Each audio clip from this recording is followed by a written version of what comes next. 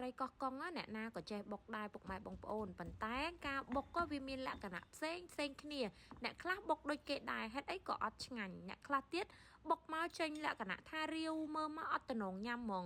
សួស្ដីពុកម៉ែបងប្អូនជាទីស្រឡាញ់ទាំងអស់គ្នាតមកមើលពីរបៀបបុកទឹកត្រីកោះកុងរបស់ខ្ញុំទឹកត្រីកោះកុងរបស់ខ្ញុំជាដំបូងខ្ញុំដាក់ម្ទេសជាមួយនឹងគល់ជីវ៉ាន់ស៊ុយពុកម៉ែបងប្អូនតបមកខ្ញុំក៏បន្ថែមជាមួយស្ករសបន្តិចដើម្បីកុំឲ្យម្ទេសរបស់យើងនឹងវាខ្ទាតត្រូវភ្នែកសម្រាប់ការបុកទឹកត្រីមួយនេះបើពុកម៉ែបងប្អូនអត់ចូលចិត្តក្លិនជីវ៉ាន់ស៊ុយមិនបាច់ដាក់ក៏បានដែរកន្លែងហ្នឹងបងប្អូនបុកតាមម្ទេសជាមួយខ្ទឹមឲ្យម៉ត់ទៅបានហើយត្រង់ចំណុចកន្លែងហ្នឹងពុកម៉ែបងប្អូនយើងត្រូវដាក់ខ្ទឹមសចូលដែរប៉ុន្តែដោយសារអីខ្ញុំភ្លេចថតអញ្ចឹងបងប្អូនកុំភ្លេចដាក់ខ្លួនឯងណាហើយពេលដែលយើងបុកហ្នឹងយើងត្រូវមានការប្រុងប្រយ័ត្នបន្តិចព្រោះដោយសារអីម្ទេសតែខ្ទាតត្រូវភ្នែកហើយគឺកាហាយខ្លាំងមែនតើឥឡូវគ្រឿងរបស់យើងគឺខ្ញុំបានបុកម៉ត់ហើយកន្លែងចំណុចហ្នឹងយើងបុកឲ្យវាម៉ត់ទៅពុកម៉ែបងប្អូនដើម្បីឲ្យទឹកត្រីរបស់យើងហ្នឹងវាខាប់នេះខ្ញុំបន្ថែមគ្រឿងចូលពុកម៉ែបងប្អូនមានដូចជាប៊ីចេងស្ករសជាមួយនឹងរ៉ូឌីយើងធ្វើការបុកវាពី3ត្រឡប់ទៀតទៅដើម្បីឲ្យវាចូលជាតិគ្នាបន្ទាប់មកគឺយើងធ្វើការច្របាច់ក្រូចឆ្មាសម្រាប់ក្រូចឆ្មាពុកម៉ែបងប្អូនយើងស្មានខ្លួនឯងទៅកុំឲ្យវាជូរពេកឬមួយក៏អត់ជូរលៃធ្វើមិនឲ្យវាមកល្មមឆ្ងាញ់ណាបន្ទាប់ពីយើងច្របាច់ក្រូចឆ្មាហើយយើងធ្វើការច្របល់វាថែមបន្តិចទៀតគ្រាន់តែមើលក៏ដឹងថាឆ្ងាញ់ដែរបងប្អូនអើយមើលម្ទេសឡង់ក្រហមឆ្អៅហើយទឹកត្រីរបស់យើងគឺមានលក្ខណៈខាប់ល្អខ្លាំងមែនតើកន្លែងចំណុចនេះគឺខ្ញុំបន្ថែមជាមួយនឹងទឹកជារបស់យើងពុកម៉ែបងប្អូនទឹកនឹងគឺយើងដាំពុះហើយអញ្ចឹងយើងយកវាមកចាក់ចូលបន្តិចមក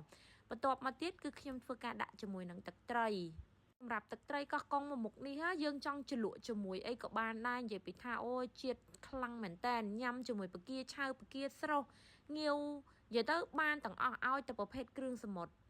ទឹកត្រីរបស់យើងតែប៉ុណ្្នឹងមកគឺរួចរាល់ហើយញ៉ាំបានហើយហើយនេះខ្ញុំធ្វើការភ្លក់វានិយាយទៅរសជាតិគឺថាឲ្យ10លើ10ហ្មងហើយបងប្អូនមើលខាប់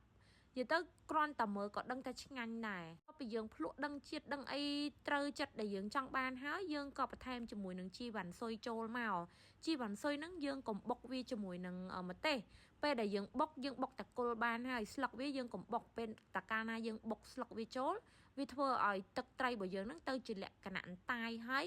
កពុលឲ្យប្រហាតជីនឹងខ្លាំងតែម្ដងអញ្ចឹងញ៉ាំអត់ឆ្ងាញ់ទេដូចខ្ញុំបញ្ជាក់ខាងដើមអញ្ចឹងពុកម៉ែបងប្អូនបើសិនជាពុកម៉ែបងប្អូនអត់ចូលចិត្តក្លិនជីវ៉ាន់ស៊ុយមិនបាច់ដាក់ក៏បានដែរយើងបុក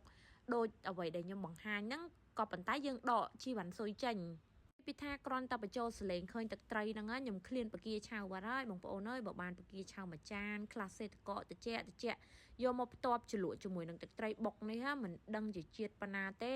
សម្រាប់បងប្អូនអ្នកដែលគាត់ត្រូវការជាមួយអតិចអីគឺថាជាតិតែម្ដងបងប្អូនមើលតែទឹកត្រីទៅគឺខាប់ហ្មងទឹកត្រីកោះកុងឲ្យតែយើងបុកខាប់គឺដឹងតែឆ្ងាញ់ហ្មងរសជាតិថ្ងៃនេះគឺខ្ញុំមកញ៉ាំជាមួយនឹងងាវហើយនឹងបកាស្រស់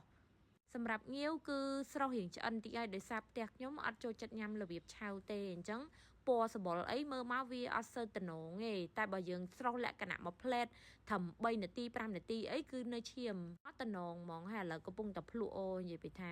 មើលតែមាត់ខ្ញុំពុកម៉ែបងប្អូនក៏ដឹងថាឆ្ងាញ់ដែរនិយាយទៅមិនមែនចេះតែនិយាយណាគឺឆ្ងាញ់ពិត